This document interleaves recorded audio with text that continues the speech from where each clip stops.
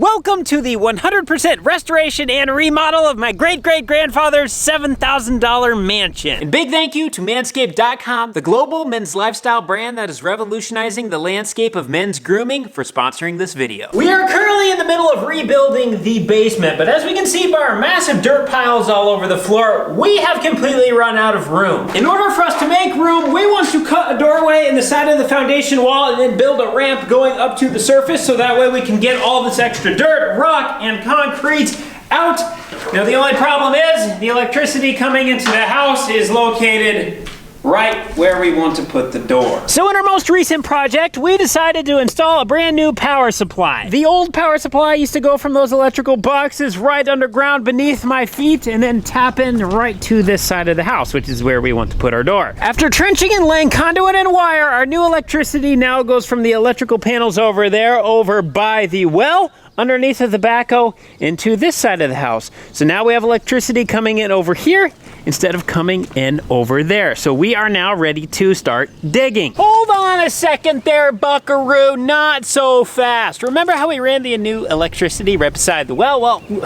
Well, see what I did there?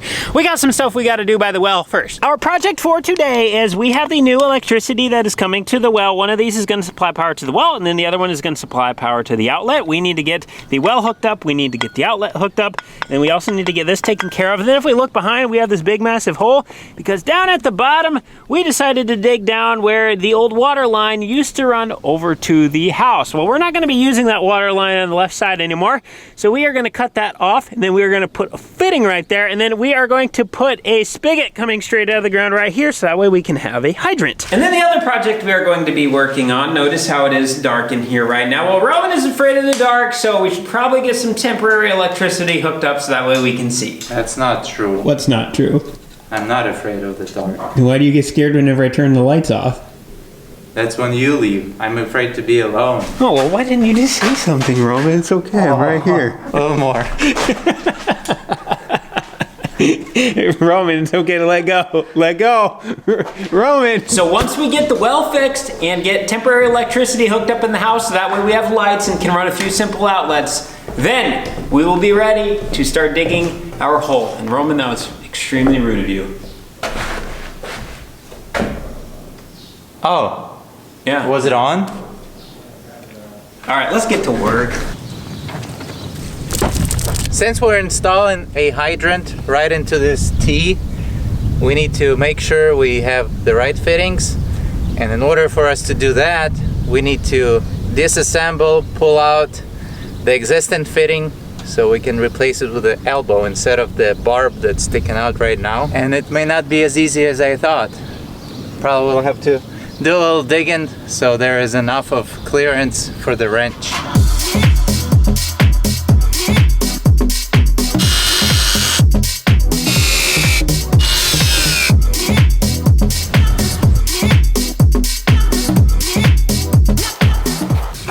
That's the size that we need. Roman got the piece tore out in the bottom of the well, so this is the water line that used to supply water to the house, but we're not using that anymore. So we took out the threaded piece. We're gonna bring this to the store with us. We are gonna get the fitting that we actually need, and then we're gonna pick up the hydrants, and we also have to pick up some electrical stuff. So we have a little bit of a town trip, and before we go there, we're going to get a different vehicle because the air conditioning doesn't work very well in this, and it's hot out. So we're gonna get a vehicle that's got good air conditioning. Welcome to my mom's minivan. Let's go for a ride to town. Store number 1, Roman, Thiessen's. Hey, slow down. We're looking for a fitting to be able to get our hydrant hooked up, and they do not have big enough ones here. We need inchers, and they have 3/4. We gotta find a hydrant, Roman. That's what we're looking for. Hydrant. 6-foot hydrant. 6? Well, our hole's 5 foot deep, and we wanted to stick a foot out of the ground. Here they are. I don't know where you're looking. No, here. Not there. Yeah, but there's tools over here. You don't know how to use them anyway. Just imagine, you can hang a nail with this, and then if the board makes you upset, then you can just take it. Okay, these are Woodford, Iowas. That's what we want. So if we do 4 foot, we have 27.5 inches for a connection sticking above ground. This is a 5 foot. We actually have a 5 foot deep hole. Actually, we're probably closer to 6, don't you think? I should have measured, but this one looks plenty high. So ground level's right there right now. Yeah. But add another foot to it. Another foot. So that's what would be sticking out from the sticker up. We'd just be a foot taller with another one. It's $10 difference. Be careful. I know. We could use Go into Menards. Time is money. They have everything here. Almost there. One store down. Now we have probably a couple to go. Try and get these on. Okay. To Menards. Oh, hey, look, Roman, you can apply for a new job. When we start kickboxing, Roman, we can put these on, then we can just knee each other, and then our knees won't hurt. Estamos en la tienda de Menards y necesitamos partes por este. So here's what we got going. I'm out in the van. We are not sure what the bottom of the hydrant looks like. So this is what it looks like. It looks like just a regular 3/4 inch adapter piece that goes right into there. And that's our little drain hole, so we don't need to do anything with that. And when I opened the box, I realized they have this nice little diagram. So if I just would have taken a picture of this in the first place, we would have been all set and ready to go. But it looks like the hose connects up just like that, so we just need a piece that threads right into there. So we'll take a picture of this and give it to Roman, and then he'll know what to do with it. When we have stuff like this, I like to mess with Roman by taking pictures and sending it to him, because you can't tell how big something is from a picture, and we know something needs to screw into there. So it's kind of funny. Our hose is an inch, this is an inch, and we need a reducer to go from an inch down to a 3/4, and then we're gonna need a nipple going from the 3/4 into the hydrant. How do you say nipple in Russian? Sosok. We need a sosok. I think we got everything we need. We survived Thiessen, we survived Menards, and here we're at the electrical supply store. We got the last little bit of wire we need. We are ready to go. Tell you what, the sun's got some power today. Just walking in and out of the stores, even with my hat on, I can feel my neck frying and my arms are just sizzling. I'm starting to get burned. I was wondering what that burnt smell is. So item number 1 on our order of operations, we want to get the fridge plugged back in, because right now it's running off old juice. Old juice is not hooked up anymore. So fridge is going to get real warm real quick. So first thing we're gonna do, this is our Midwest tap box. This is what's gonna divert the electricity to the different breaker boxes throughout the house. Right now, this black wire that comes out of the bottom is going up to the breaker panel that is upstairs. So Roman is going to unland these small black wires. We're gonna pull that out. And then the new wire we just got from the store, we are going to put in there, and then we are going to bring that in over into this box. And then once we have our new wire ran over into this box, then we'll be able to put in the breakers, we'll be able to wire into the breakers, and then those will go to the outlets for the refrigerator, and then we also need to do the one for the internet. We're not gonna unhook anything. We're gonna add to it. Oh, I guess that makes sense. That's why this is a diverter box. We got multiple slots we can put all of our wires in. Oh. There we go. For each color.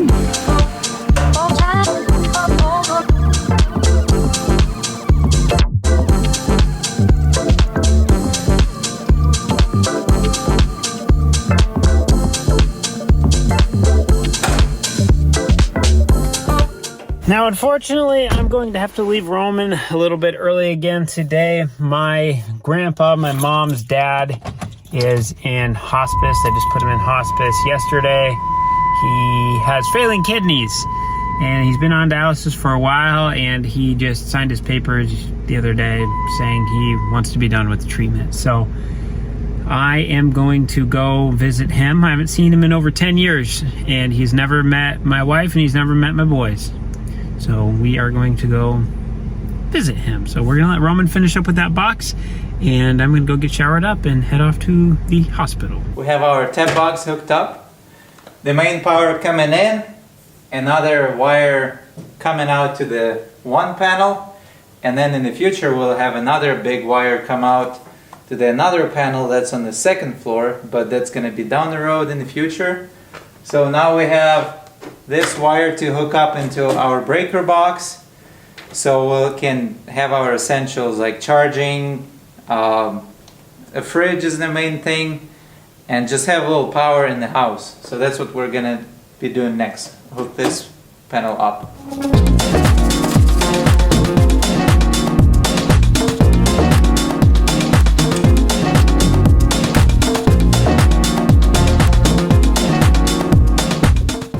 Now our breaker panel is hooked up to the main wires. All we have to do is just add breakers and our circuits, which gonna feed the fridge or whatever outlets, etc.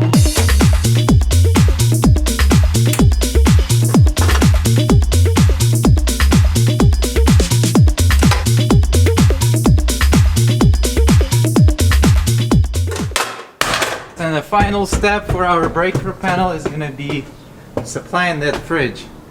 The panel is here, the fridge is over there. We just need to find a piece of wire we can use to run to it. And I need to get my pliers and go to the shop. We could use 14 gauge, which is white wire, but this is all we have.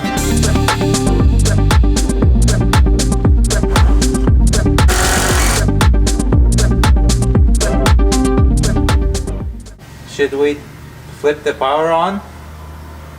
See if nothing sparks? We're gonna go to our main power where the wire that we buried goes into the house, flip the breaker and hope for the best. I feel pretty confident. That just, you always have that feeling of double questioning yourself. Guess it's this then. Oh, that was scary. I guess I was under impression that it is supposed to be 200 amp breaker, but it is 100. Maybe just so it is. That works. Good deal. Looks like we have everything working. Nothing has shorted or sparked, so we're good there. Fridge is running. We have electricity. Cooper is mowing grass. Good job, Cooper. And I think I can call it a day. I think Cole is gonna come back and do some work on the well, hook that up. All I can say, thank you guys for supporting the channel and supporting Cole on his journey, and that way he can take me along with him on his journey. We're really enjoying it, and especially when you guys are loving it and leaving great comments. I really do appreciate it. It not only helps me, but my family, my 2 girls, my little boy, and a little surprise, we're expecting another child in the end of the year. So we're gonna be 4 under 4. So yeah, life is great, God is good. Thank you guys. Hello, I am now back from visiting my grandpa. It went extremely well. I brought Neva and I brought Edward and Ezekiel. And when I brought Ezekiel up, he loved my grandpa. He's playing with all his wristbands and set him up on my grandpa's chest, and he's just having a heyday, smiling and making noise, and my grandpa's playing with him with his fingers and talking to him and stuff. But then we put Edward up there, and my grandpa has one of the deepest voices you've ever heard in your life. I don't know how he talks like it, but the best way I can describe it is, you know, when you wake up a really old dude from a nap and they kind of go, "Oh, what do you want? What do you want?" That's pretty much how he talks all the time. And so when Edward walked up to him, he goes, "Hey, how are you doing?" And Edward got scared, and he was scared of him. But Ezekiel liked him. Now, the conversation went extremely well. My grandpa he likes to work, and he does not really like being with a lot of people. He's just a to himself person. That's honestly why I've not seen him in 10 years, just because he's living his life, and we're over here. He lives 3 hours away, and he just kind of wants to work.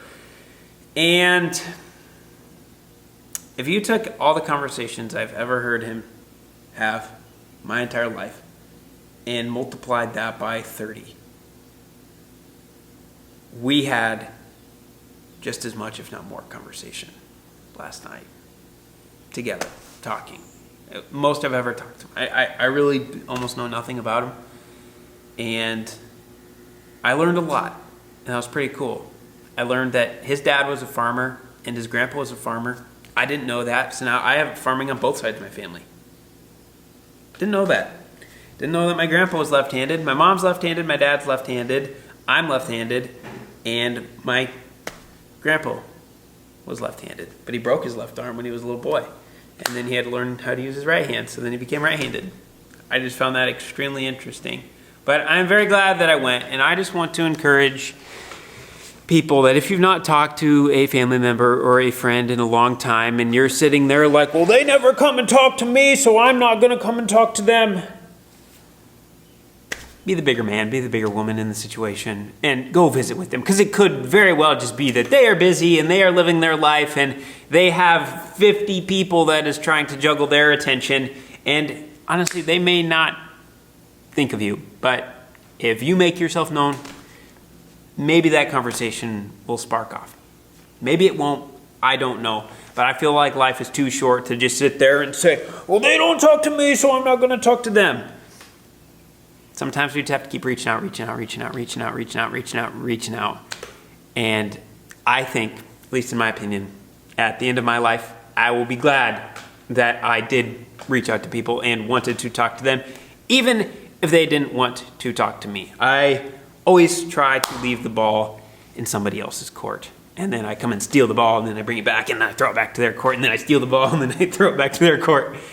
And to me, that is a better way of living than just holding up a sense of anger or animosity towards somebody. But just my little word of encouragement, and I'm glad that I got to have that time visit with my grandpa and have him meet my family. It looks like while I was gone, Roman got the fridge hooked up. He's got a nice little outlet over here in the corner. That just looks like a beautiful temporary permanent outlet. So I guess now the things that I'm responsible for are getting the hydrant hooked up and getting electricity to the hydrant. So the first thing I need to do, this is going to go on the bottom of the hydrant. I need to get some of this pipe compound on there, then we'll get all these tightened up, and then we'll put the hydrant on top, and well, then I think the hydrant's about done. I gotta pour concrete too. Just taking a quick project pause for a word from our video sponsor. All right, men, personal hygiene. We know it's important, but we also know how difficult that it can be. That is till Manscaped came along with the Lawnmower 5.0 and the Weed Whacker 2.0. With skin-safe technology, the Lawnmower 5.0 takes precision grooming to a whole new level. This upgraded precision powerhouse is gentle on the skin and tough on hair. See that chest hair? What chest hair? To make things super smooth, we just pop on the foil blade. If you like your hair rough, or if you like your hair smooth, Manscaped has the tools for you. Did I mention this thing has not one, but 2 different light settings? Oh yeah, it's also waterproof. Got ear or nose hairs? The Weed Whacker 2.0 has you covered. Ah, tickles! And then for a final layer of freshness, they have their Crop Preserver deodorant and Crop Soother aftershave. And it doesn't stop there. When you purchase the Performance Package 5.0 Ultra, you receive 2 free gifts. And that includes both the Boxer 2.0 and the Shed 2.0 toiletry travel bag. Join the 10 million men worldwide who've put their confidence in Manscaped for all things grooming and hygiene. Head over to manscaped.com and get your hands on the Performance Package 5.0 Ultra today. When you use my promo code COLE, you'll get 20% off plus free international shipping plus 2 free gifts. That's 20% off plus free shipping and 2 free gifts with promo code COLE at manscaped.com. I'm going to try to do this inside first because it's like 92 degrees out and 115% humidity. So the more I can do in the house where it's slightly cooler, the better. The instructions said to stir this a lot. Oh boy, that's thick stuff. Ooh. Oh, come on, line up. Oh, yeah, nice and tight.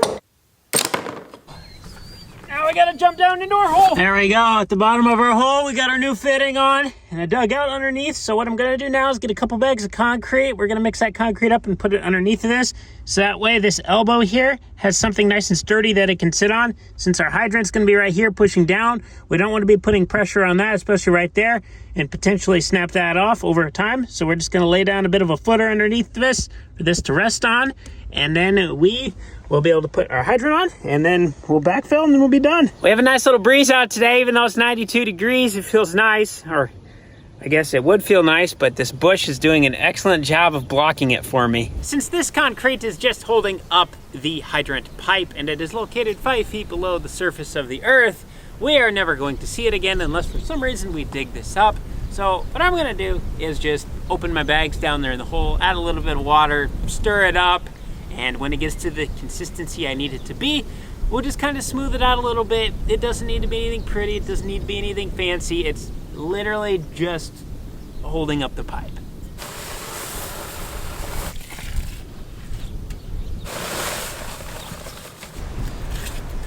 There we go, we got concrete laid in underneath. I made an extra special effort to make sure we had concrete right underneath that elbow, and then we had to dig down this little spot right there in the middle in case we ever have problems with this in the future. That T-coupler, we need to be able to turn it around, and so if I put my concrete flush to the bottom of the pipe right there in the center, we would never be able to loosen that if we needed to. So had to do a little bit of digging in there. I might just bring a little bit more concrete up here to this elbow right now, but otherwise, we got our concrete poured. We have a footer underneath of our hydrant. I'm gonna let that concrete set up for a little bit so when I'm down there putting in the hydrant, and if I accidentally step on it or something, I'm not putting a big dent and ruining the work that I already got done. So while that's doing that, I am going to head over to this electrical panel and I'm gonna see if I can get the well wired up. Roman already got the electricity that's going to the well wired up. That's these 3 wires right here. These run down underneath underground over to the well in the center of the driveway. What I'm going to do, I need to take 2 hot wires that are gonna go from up here. I'm gonna have to pop out 2 of these slots, and then we are going to simply just run them down. We're gonna run them through this hole into the gutter, underneath the gutter, then we're gonna come up in that hole, right inside the box, and then we need to put one of them on the L1, and we need to put the other one on the L2.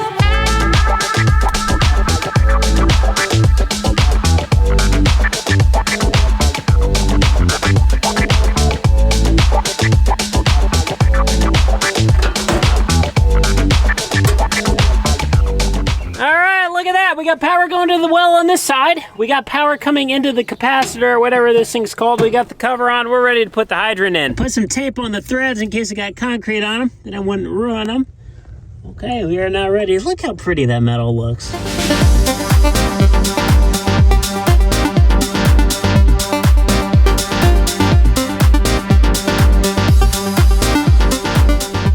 Look at that! We have ourselves a hydrant, ladies and gentlemen, and yes, I took special care to make sure that we had it line up squared with the edge of the house. Absolutely nothing worse than looking at something that's sitting beside the house that is not straight with the rest of the world. It's bothersome, so I wanted to make sure this was straight. And I also had the spigot pointing that way because anytime we use this one, it is going to be bringing water that direction, so no point having to loop the hose around because it was facing that way. We already have a hydrant over there, so that one services everything on that side. This one is going to service everything on this side. Now that we got this up, I realized we could have maybe put a little bit more of an extension down at the bottom to get the hydrant more over here. Then we'd be a little bit further away from the wellhead, which is not really the end of the world. I would like to think of some sort of way we could cover this with something or make this kind of one decorative piece. If anybody has any ideas, I would be really appreciative. I would like to make some sort of flower garden right here with these big bushes. I don't remember the name of this plant. I know it starts with a P, it has a funny name, but I like the way that these look, and I think maybe having a few more right here would just kind of set off to the driveway a little bit, because we have this massive, vast open space over here where there's absolutely nothing, there's nothing. So I feel like this would help set off the driveway a little bit, and it would also help make the hydrant look a little bit better, but I could use some help on maybe figuring out some ways that would make this look a little bit better. So if you have any ideas, I would greatly appreciate them. Okay, now we have 2 things. We have this valve right here, which runs down a pipe to the inside, and there's literally just a shut-off valve in there. Right on the right side of that is the water line that runs over to the other hydrant over there by the little garage. But this has frozen up over the years, and it does not work anymore. Roman worked on wells for a while, and he also worked on an excavating crew where they dealt with stuff like this. And so he said it's literally just sitting on there, but it's kind of maybe a little sticky right now because it's all rusty, but we can pull it off and it's not going to jeopardize anything and it's not going to hurt the valve. I would like to dig around this so that way we can get this pipe exposed, and then we can lift it off of the valve on the bottom, and then we can just completely get rid of this ugly thing that doesn't do anything anymore because it's all frozen up. We also need to get gravel down inside of the bottom because this is a anti-freeze hydrant. So when we shut the valve off on the top, there's a plunger on the inside that plugs the hole in the bottom. And when that hole gets plugged, all of the water that's in this pipe would be stuck in here, where it would be subject to freezing and then breaking the pipe, and then it wouldn't work anymore if it did not have this weeping hole down here. So this weeping hole is what allows the water that is sitting in here when we shut the valve off to run out. So we need to fill this entire area down here with rock, so that way when that weeping hole lets water out, it will have a place to go inside of that rock. I would like that concrete to set up a little bit more before we put the rock in there and then start messing with this dirt. Roman went off to a big arm wrestling practice, so we are gonna wait for him to get back, and then we will get that dug out, we will get the rock laid in there, and then we will finalize getting this electricity hooked up, and then we'll see if we can get the pump to work. Hey Roman, can you please demonstrate on Justin what you learned at arm wrestling practice? Demonstrate on Justin? Yeah. When Roman and I went to Menards, I asked him, Roman, is this 30 amp breaker going to work? And he said, yes, Cole, it is going to work. And then he got all defensive with his fists and stuff. And so then I get over here and I go to put the 30 amp breaker in. Guess what? It doesn't work. So we're not using the 30 right now. We want to turn the well on to see if it's going to leak. So the only breaker we have is a 100 amp breaker, which is 3 times bigger than it needs to be, but that's what we're gonna use to see if the well leaks. Now the truth to the story is, I was saying, hey Cole, we need the 30 amp breaker, because he didn't even think about it. So I had to think about it. Then I say, oh no, we should be fine. Let's not spend money on it because the breaker panels that we bought, they have them included. And he got all defensive. Are you sure? We better buy one. I said, okay, just buy it so I'm not the victim of situation. He's okay, we're just gonna trust you. Oh, you're always the victim. So we got here. Of course, there was a breaker in the box. I said, here you go. But then I realized it's a different brand.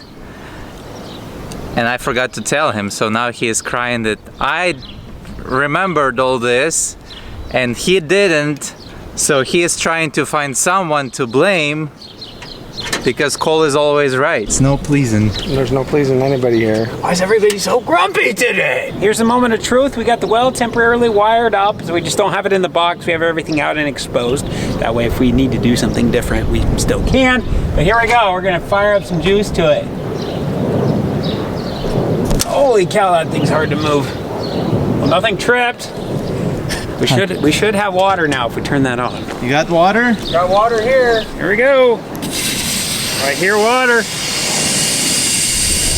Hey!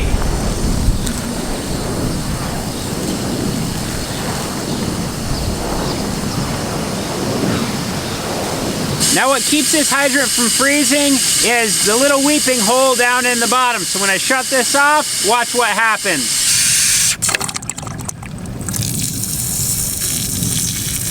So all the water that's inside this pipe right now is working its way down, and it'll end up draining out of that. So then this is completely empty. So when the cold air comes in, there's nothing in here to freeze, and then we don't have to worry about it freezing up. So now that we know that it works and nothing is leaking, we are going to try to get this little shut off thing out of here, because we're not going to need that anymore. So Roman's doing a little bit of digging. Once we get this out, then we're going to be backfilling that bottom hole with some of this gravel that we have over here. That way that weeping drain has something that it can actually drain into, because if it fill up with just dirt, then that water will not have anywhere to go.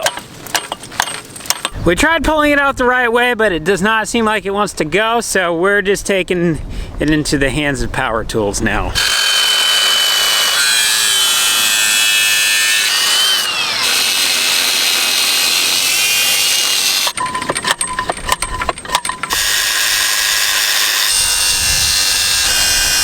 While we were banging around on this, we must have cracked that down inside of there. So now we have to take this hose clamp off. We have to figure out if we're gonna cut this off, pull the threads out, and then just delete this entire thing entirely, which is what I think we're gonna do. But then we're gonna have to put a piece threaded into there and then get an extension and a barb. Half of which we have here, the other half which we will need to go to the store for. You look excited, Roman. No, it's just such a bummer. I hate when things like that happen. As soon as you think you're done, something else happens and just throws you entirely back another 8 hours. Well, the good news is I'm used to this, because pretty much every project we ever work on, something like this almost always happens. So when things go to plan, that's just not a common occurrence. So I'm used to it. Well, maybe it's got sent and valve was failing already and would have been failed in 1 year. And exactly. let's just take it that way. You know, while we're this far, Roman, we might as well just dig up the entire water line and put in a new one. Let's replace the water line. One of Justin's brothers is a plumber, so Justin's giving him a call right now to see if there's maybe a piece that we don't know about. I think we're just gonna have to go the old-fashioned, tried and true barb and hose clamps, but I could be wrong, but they're getting that taken care of. In the meantime, I have a GFI outlet. It's gonna be our outside outlet. I'm gonna get this wired up, and then I'll get the juice hooked up in the box, and then we'll at least have our outlet done. Never mind, I got one wire on, and it looks like a semi is here for a load of hay. My brother's got a hay business, but he's off going and getting something on the other side of the state right now, so I'm responsible for loading. We'll come back to this in a few minutes. Justin and I came up with one idea that we think might work. And the idea is that we're gonna make an incision right here, right over there. There is a nipple that going in this T. This T is gonna stay. We need to unscrew this nipple, and then we're gonna just pipe it straight into here.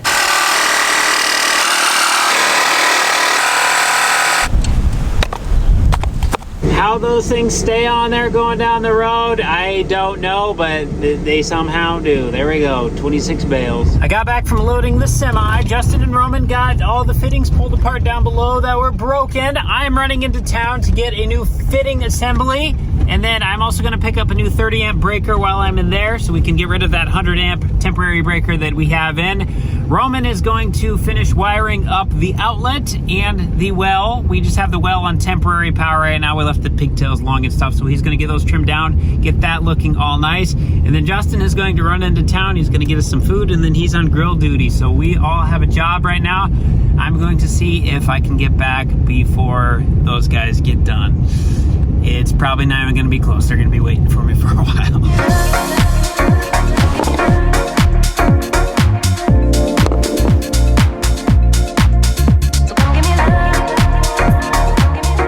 Welcome to the plumbing store. Well, that did not go so well. I went into the plumbing store and they did not have anything that we needed, which is weird to me because we need plumbing supplies, and we went to the plumbing store.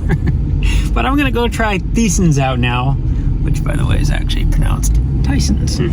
Let's see, I don't know if they have inch stuff now that I remember being here last time. Oh, we're here at lunch and then we get the phone call. Oh, wow, it's way too long.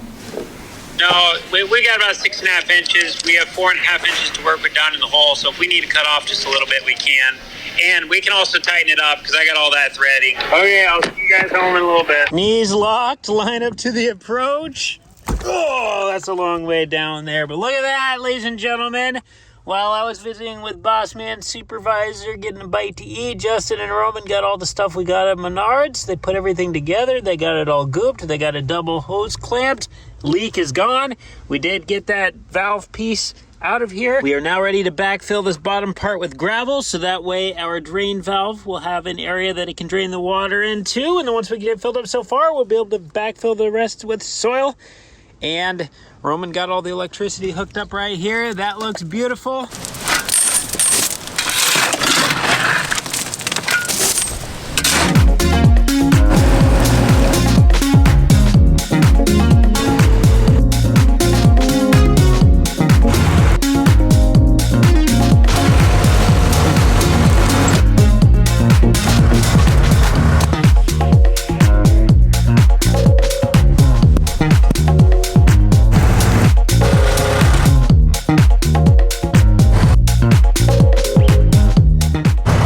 You know, I think they might as well call backfilling a hole the 8th wonder of the world, because we dug out the hole, we packed it, we put everything back in, and yet we still ended up with half a hole worth of extra dirt at the end. I don't know how that happens every time. But now I'm gonna come in with a skid loader. I am going to scrape some of this mud off of the top, and we're gonna push that down into this trench that is settled out. Then we should have some more bare rock exposed, and then we'll get the trench all smoothed off, kind of with this dirty rock, and then we'll take the clean stuff we have on the side, and then we will be able to blanket all the way across, and then Hopefully if we do it right, we won't be able to tell any of that was there and we won't have any more mud to deal with. And then I'm also gonna try to clean up this spot where we had our plywood laid down. When we dug the dirt beside the well, we laid it on top of the plywood to try to keep the rock as clean as possible. We're gonna try to clean up this little bit, and then we'll try to get this kind of smoothed out a little bit as well.